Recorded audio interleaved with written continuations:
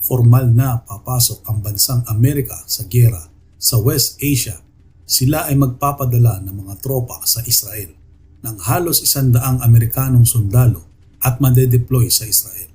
At sila ay may dala na THAAD or THAAD na missile defense system.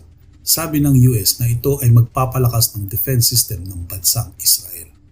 Matatandaan na ang US ay meron ng base militar sa Israel. Mahigit 30 kilometro lamang ang layo sa Gaza. Meron ng mga sundalong Amerikano dito pero hindi natin alam kung ilan ang talagang bilang ng sundalo na meron sila dito. Sa nakalipas na buwan nga ay dinagdagan na ng US ang bilang ng mga tropang Amerikano sa West Asia na halos 2,000 hanggang 3,000 ang kanilang ipinadala sa iba't ibang base militar sa mga bansang malapit sa Israel.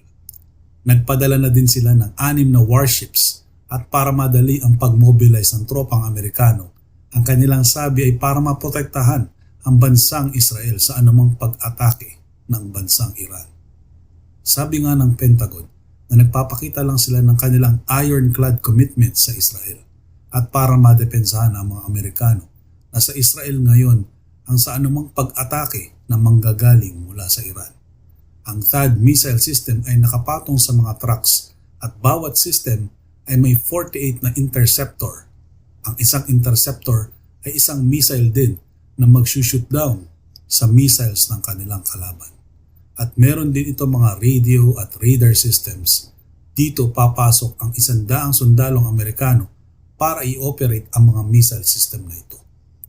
Sa ating palagay ay naghahanda na ang Israel at US sa pag-atake sa Iran. Matatandaan na noong nakalipas na Oktubre 1 ay umatake ang Iran sa Israel at may mga tinamaan din na structures sa Israel. Dahil nga dito ay nagbanta si Prime Minister Benjamin Netanyahu na sila ay gaganti. Mukhang naghahanda na nga ang dalawang bansa sa pag-atake ng Israel sa Iran. At ang THAAD system nga ay magdadagdag ng depensa sa Israel. Puwera pa sa Iron Dome defense system ng kanilang bansa kung sakali man nagmanti uli ang Iran. Isa lang ang ibig sabihin ng pagdating ng tropang Amerikano sa Israel.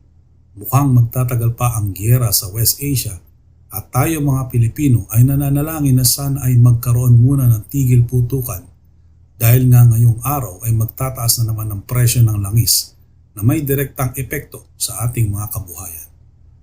Mga kababayan, ano ang masasabi ninyo sa balitang ito? Ito ba ay hudyat na ng malaking giyera sa hinaharap o talagang naghahanda lang ang Israel at US para sa kanilang depensa?